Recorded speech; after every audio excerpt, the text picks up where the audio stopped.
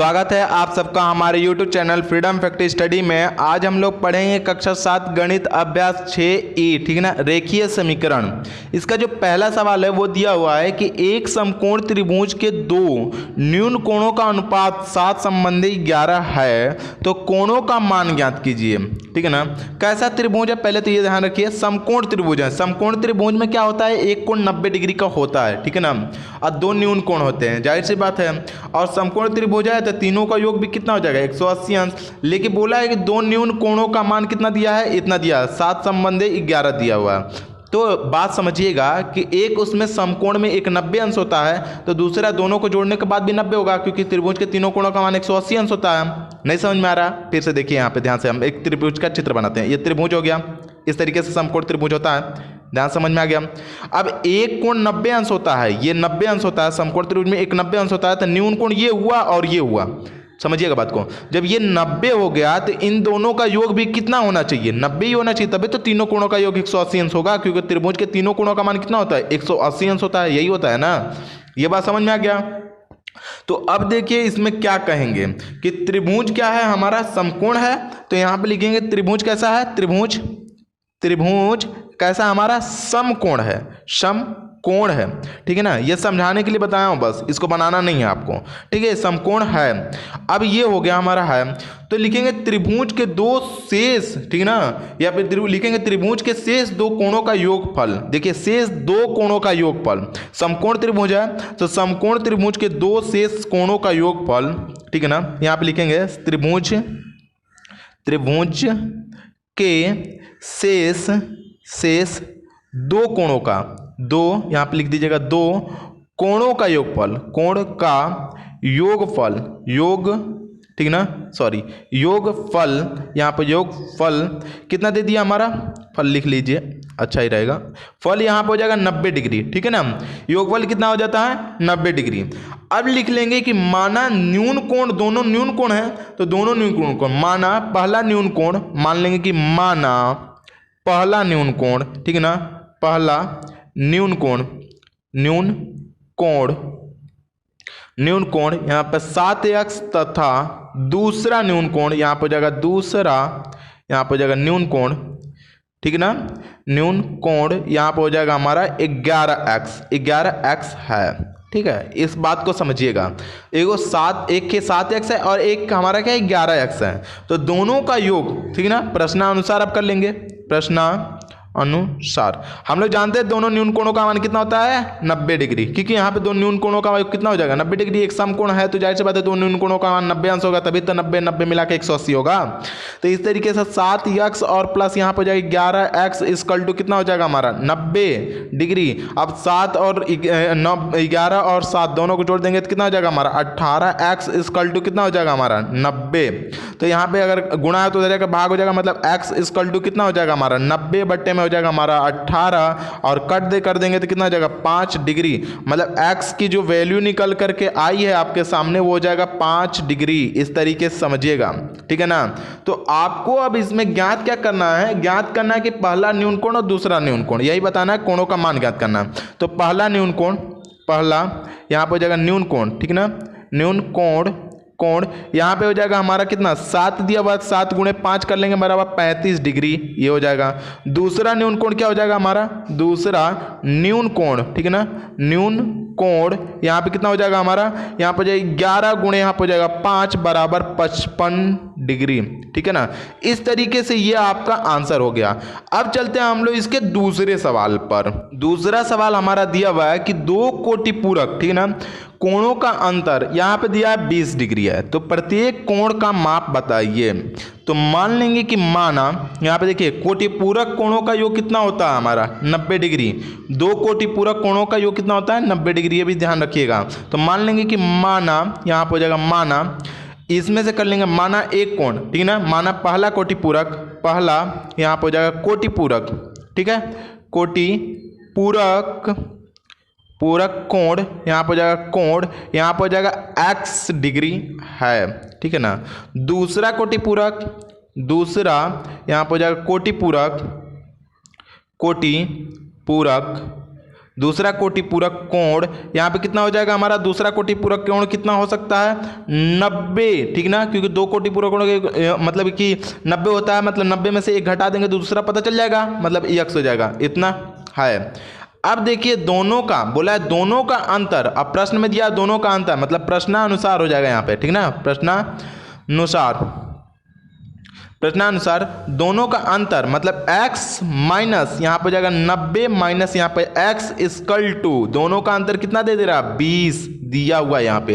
अब देखिए दोनों को सॉल्व करेंगे, तो जब दोनों को सॉल्व करेंगे तो यहाँ पे जाएगा x और माइनस में प्लस का गुणा होगा -90 और यहाँ पे माइनस में माइनस का गुणा होगा प्लस, यहाँ पे जाएगा x इक्वल टू यहाँ पे जाएगा हमारा 20। अब देखिए माइनस और x दोनों को जोड़ देंगे तो 2x हो जाएगा और ये माइनस उधर जाके प्लस हो जाएगा, मतलब यहाँ पे देखिएगा 20 और प्लस यहाँ पे जाएगा 90 और दोनों को जोड़ने के बाद 2x इक्वल टू 110 और 2 से भाग देंगे, गुणा है तो भाग हो जाएगा, मतलब यहाँ पे x इक्वल टू यहाँ पे हो जाएगा 110 बट्टे में हो जाएगा 2 और दोनों कटा देंगे तो कितना हो जाएगा हमारा 55 डिग्री। मतलब जो x की वैल्यू निकल करके आ जाएगी वो हो जाएगी हमारी 55 डिग्री का कोण बनेगा x का मान, ठीक है ना। मतलब पहला कोटि पूरक हो जाएगा 55 का और दूसरा कोटि पूरक क्या हो जाएगा हमारा, दूसरा, पहला तो आपको पता चल गया 55 है x मान है तो दूसरा कोटि पूरक मतलब 90 में से 55 घटा देंगे, x की वैल्यू रख देंगे यहाँ पे तो पता चल जाएगा, तो 35 होना चाहिए। तो दूसरा कोटि पूरक, ठीक है ना, कोटि पूरक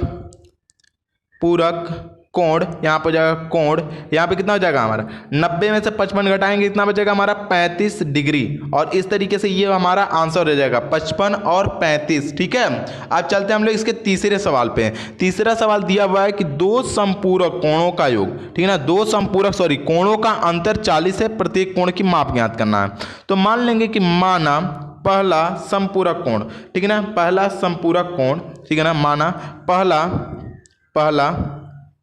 समपूरक कोण यहाँ पर हो जाएगा कोण इक्वल टू यहाँ पर हो जाएगा हमारा कितना x डिग्री, ठीक है ना, x डिग्री है। दूसरा समपूरक क्या हो जाएगा,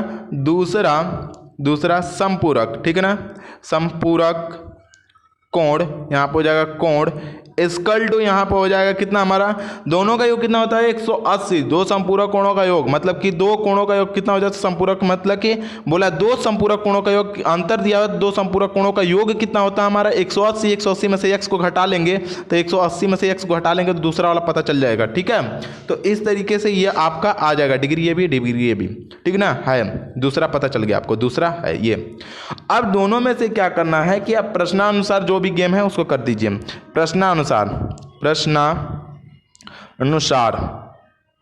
प्रश्नानुसार में पहला देखिए दोनों का अंतर, बोला दोनों का अंतर कितना हमारा x और माइनस यहाँ पर हो जाएगा हमारा 180 माइनस x इक्वल टू यहाँ पर 40, दोनों का अंतर 40 दिया हुआ है इस तरीके से, मतलब x और माइनस में गुणा होगा तो माइनस में प्लस को गुणा होगा -180 और यहाँ पर माइनस में प्लस को गुणा होगा प्लस यहाँ पर जाएगा x इक्वल टू यहाँ पर जाएगा 40, ठीक है। और x में x को जोड़ देंगे तो कितना हो जाएगा हमारा 2x और ये माइनस से उधर जाके प्लस हो जाएगा, मतलब यहाँ पर हो जाएगा 40 और प्लस यहाँ पर जाएगा हमारा 180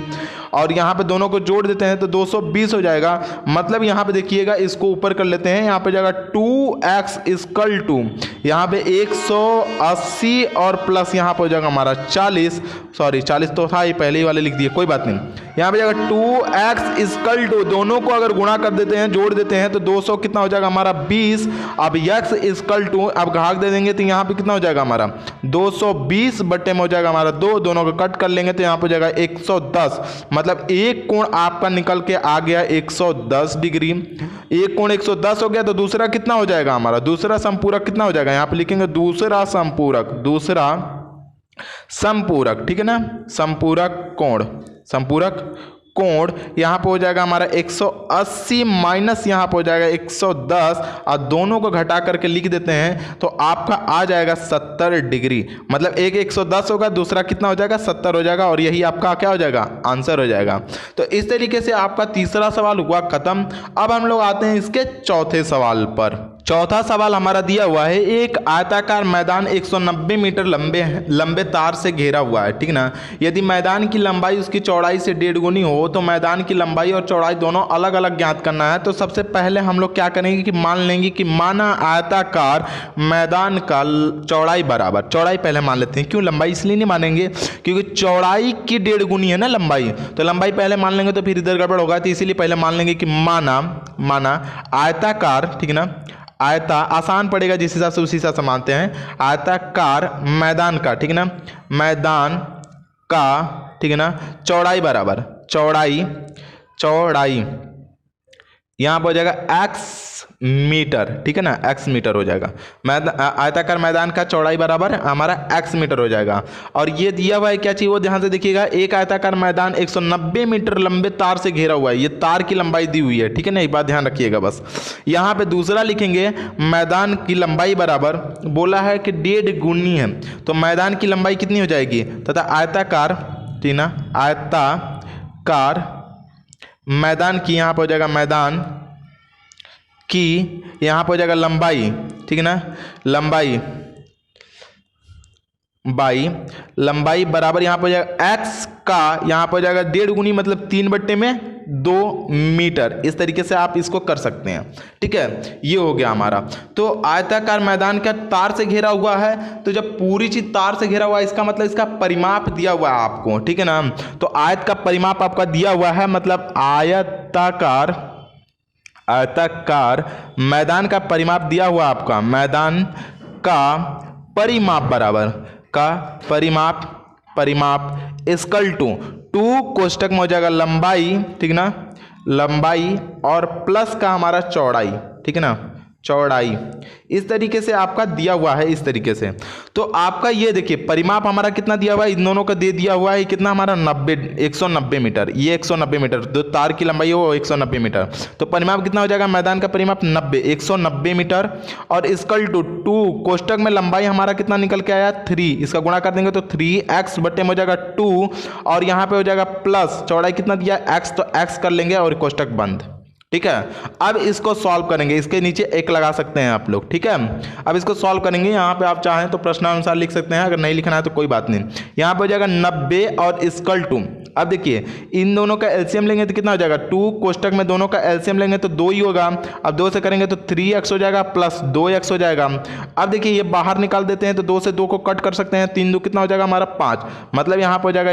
90 और इक्वल टू ये 2 से ये 2 को कट कर लेंगे बाहर निकलने के बाद, तो ये हो जाएगा हमारे कितना, ये कट जाएगा, यहाँ पर हो जाएगा 5x हो जाएगा, ये गुणा उधर जाकर भाग हो जाएगा, मतलब x इक्वल टू 190 और बटे में हो जाएगा हमारा 5 और कट कर लेंगे तो 5 3 15 5 8 40, मतलब x की जो वैल्यू है वो हो जाएगा हमारा 38, जो x की वैल्यू निकल करके आ गई आपके सामने, x इक्वल टू 38 मीटर, ठीक है ना, ये मीटर में निकल करके आ गया x की वैल्यू। अब जब आपको x की वैल्यू अगर निकल के आ गई, मतलब मैदान की जो चौड़ाई थी वो निकल के आ गई, तो मैदान का अब हम लोग को चौड़ाई निकल गया, तो पता चल गया क्या चीज, चौड़ाई माने थे x, तो x बराबर 38 निकल गया, मैदान की चौड़ाई हमें निकल गई। तो मैदान की लंबाई अब निकालना है, ठीक ना, मैदान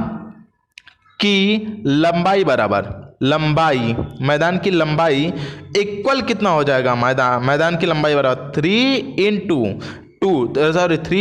इंटू यहाँ पे 38 यहाँ पे दोनों से इससे कटा देंगे तो 19 बार में कट जाएगा, 19 में 3 को गुणा करेंगे तो कितना हो जाएगा 19 3 57, यहाँ पे हो जाएगा मीटर, ये हो जाएगा 57 मीटर। मतलब कहने का मतलब है कि आपका जो मैदान की लंबाई निकल के आ गई 57 मीटर और मैदान की चौड़ाई निकल करके आ गई 38 मीटर। तो लिख सकते हैं कि अतः, ठीक है ना, अतः आयताकार, क्योंकि अलग अलग बताया था अलग अलग निकालना है, तो अतः आयताकार, ठीक है ना, अतः आयताकार, ठीक है ना, मैदान की लंबाई यहाँ पर हो जाएगा 57, ठीक ना, 57 मीटर तथा यहाँ पर हो जाएगा मैदान की चौड़ाई हो जाएगा हमारा कितना, चौड़ाई हो जाएगा 38 मीटर है, ठीक है, और यही आपका क्या हो जाएगा, आंसर रह जाएगा। तो इस तरीके से आपका ये जो चैप्टर था ई, ये भी खत्म हुआ, 6E भी क्या हुआ, खत्म हुआ।